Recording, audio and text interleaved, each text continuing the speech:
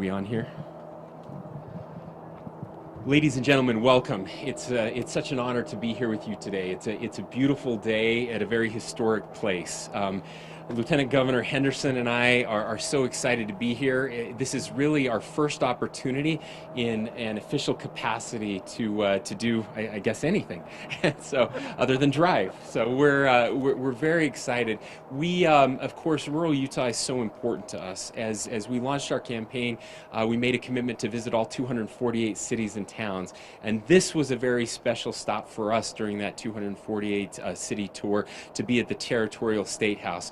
Once when I was the governor for an hour, I tried to move the capital from Salt Lake to Fairview. That didn't go over very well, but we had a lot of fun for an hour. But it's important to us to remember all of Utah, and that's why we held our inauguration in southern Utah, and we wanted to make sure that as we were passing through that we had an opportunity to stop and pay tribute to those who came before us, but to those who are here now as well. So to all of you who are here now, thank you. God bless you for your great work.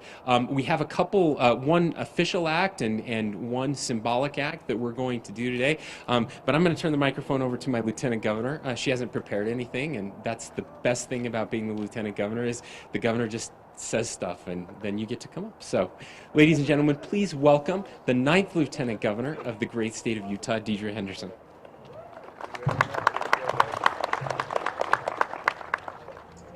Well, thank you, Governor Cox, and thanks to all of you. It's a pleasure to be here.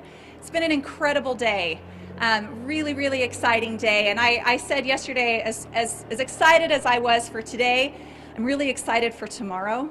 Because that means we get to roll up our sleeves and finally get started. But I'm here with Governor Cox. He didn't tell us all what he's signing. I know what he's signing. I don't. I'm going to. Okay, so I don't want to spill the beans, but I just will say this: that it's very important to both Governor Cox and myself that we remove barriers to entry in all aspects of Utah life, and that's one of the things that we're doing here today. So, thank you so much for being here. Thank you for your support. We hope and we hope you'll pray for us and wish us well as we embark on this new journey. We're very grateful to you, and thank you so much. I'll turn it back over to you, Governor.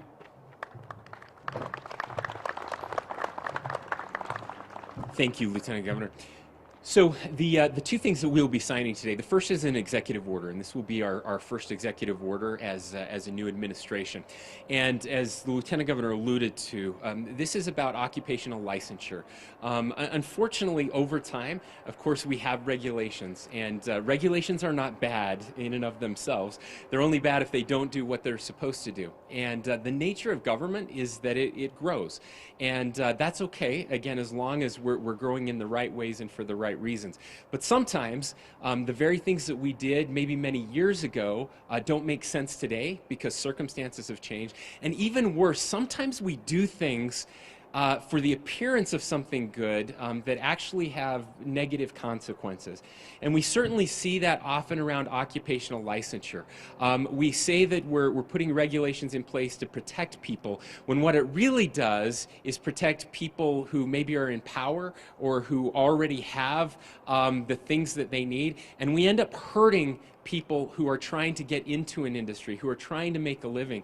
And far too often these occupational licensing regulations can hurt the people who need the most help. I'll give you one example. This was a famous example and something I'm very proud of when I was in the legislature as a freshman that we changed. But there was a lawsuit around some of the requirements we had for occupational licensing around the braiding of hair. Right? If you were going to braid someone's hair and get paid for it, you actually had to go to beauty school and go through, I think it was like 1,200 hours of licensing, and it was incredibly expensive and took years.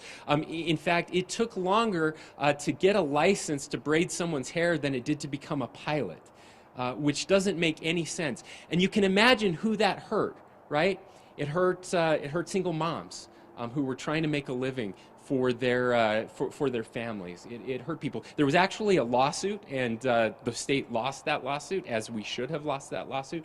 And those are the types of regulations that we're talking about. So the first order is, and I'll just read it, says, whereas government provides necessary protections for Utah residents by regulating certain occupations and professions, whereas excessive regulation creates barriers to working, whereas government should impose only those regulations that are necessary to protect the health, safety, and well-being of Utah residents, whereas government should periodically review regulations to ensure they are serving their intended purpose.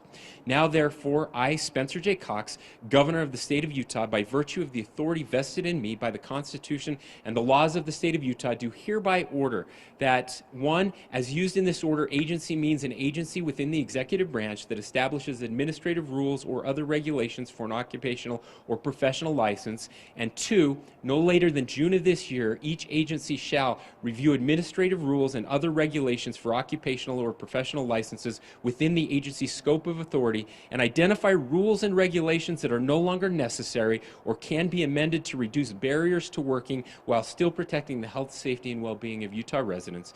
And 2, submit a report to the governor's office including recommendations regarding ways to remove barriers to licensing and limit unnecessary government regulation, signed under my hand and witnessed under the hand of Lieutenant Governor Henderson.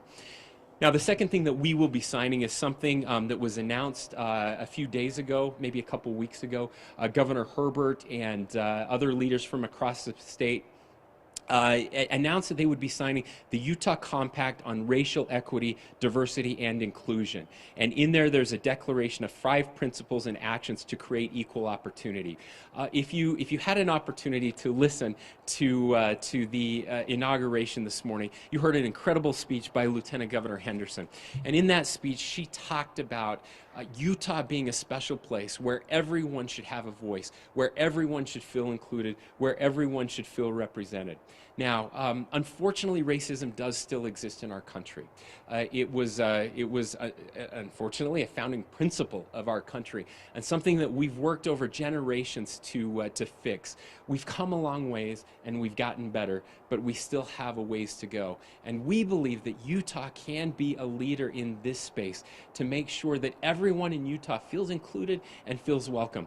And so we didn't get an opportunity that time to officially sign the Utah Compact on racial equity, diversity, and inclusion. And so we're going to do that today. And then the rest of our administration, we have an incredible team that are joining us today from, by the way, as we said, would be inclusive, geographically inclusive as well, from all parts of the state. And all of them will be signing this compact as well. So it's a very special day for our state. We're excited to do this right here in the heart of our state. I sometimes say that Sanpete's the heart, but we can argue about that later, can't we, commissioners? We're all good. So thank you so much. God bless you. Thanks for being here with us. Keep up the good work. We're honored to represent the incredible people of Utah. Thank you.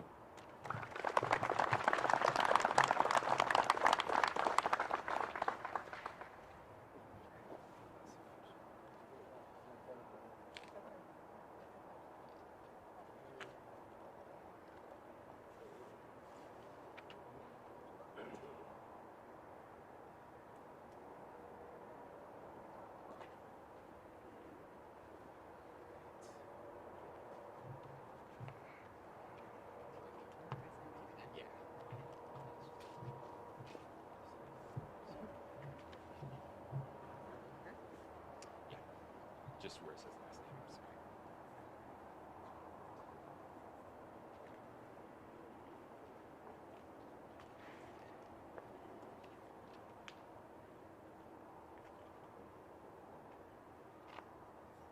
All right, it's official.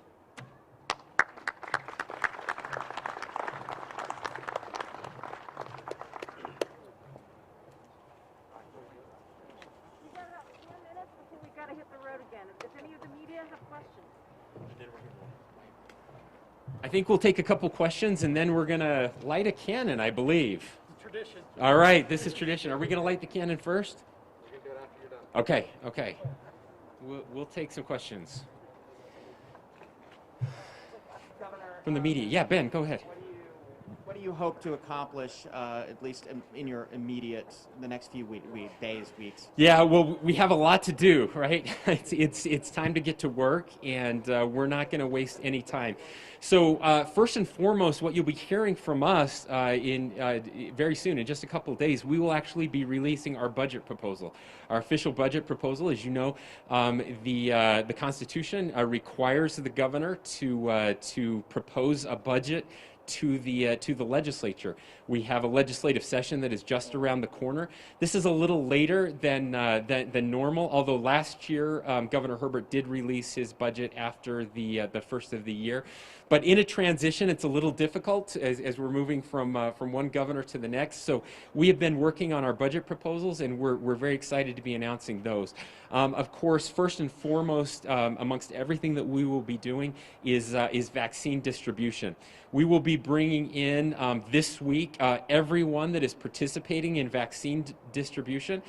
We will be re-evaluating everything that has happened, lessons learned, where we can do better, and where we can do more.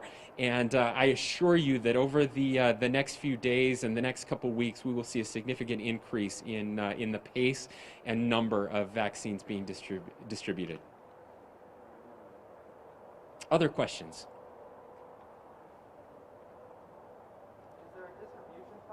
Or are you encountering a distribution problem with vaccines because you're relying on the federal government to give them to you? Yeah, so they're well, yeah, we have not gotten as many vaccines as we thought we would be getting at this point, but we have also not vaccinated as many people as we had hoped to vaccinate at this point, and that's certainly that's not on the federal government, that piece. We do not believe we are at risk for any of the vaccines to miss their effective date, with their expiration date here in Utah. I know that's a concern in some states. It's not a concern here. The pace that we are on, we will be able to get all of those vaccines distributed before they expire. But that's not the goal. The goal is to get them out as soon as they come into the state, that we can exhaust our weekly supply the week it is received. So once we receive it, within a week, we want to have exhausted that supply. Any other questions? Yes, please. What is your feelings towards more economic development to rural Utah, and do you have a plan? I appreciate you asking. The question was our feelings towards more economic development for rural Utah. A lot of people talk about the importance of economic development for rural Utah, but I don't know that we've ever had a government that feels it in their bones as much as I do. My dad, who's here, he always said that the best crop we grew in Fairview are our kids, and unfortunately, it was also our best export because they couldn't, we couldn't keep them around. I'm one of the lucky ones that got to come home, and so over the next couple weeks, we're going to be announcing several initiatives involving rural Utah. A couple of them I've already talked about, but we now have a senior advisor for rural affairs. That's a new position that hasn't existed before. Stephen Lisenby, who is filling that position. We will have a partnership with SUU that we'll be talking more about as well. And then we have several pieces of our budget that are dedicated to rural Utah. One of those, and I'll just highlight a little bit, infrastructure is really important. You can't, we talk about growth, but there are businesses, I'll give you one example. In Fairview, we had businesses say they couldn't come because we didn't have a sewer plant. Everyone was on septic tanks, and so you couldn't, but we didn't have a tax base to get the sewer plant, which made it really hard. We have lots of problems with infrastructure in rural Utah that are keeping businesses away who want to be here. So that's something we'll be talking more about, and something that we're very interested in. And we have a few more. I can't spoil all of it, but just know that our administration cares deeply. We're still going to live at least on weekends in rural Utah, so that we never forget where we came from. Thank you. Maybe one more? All right, one more, if there is one. And if not, we'll blow something up. All right, it's what the founders would have wanted. We're going to go do this.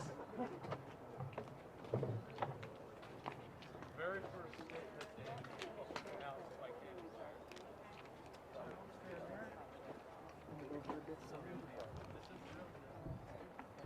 very fast. There's a lot of slowdown. So when it goes, it's going to go. Okay. So you're going to yell, fire in the hole. You will leave those off. And the people go will this want way. to plug your ears. Okay, everybody's going to want to plug their ears. By the way, this is a statehood tradition, I'm told. So.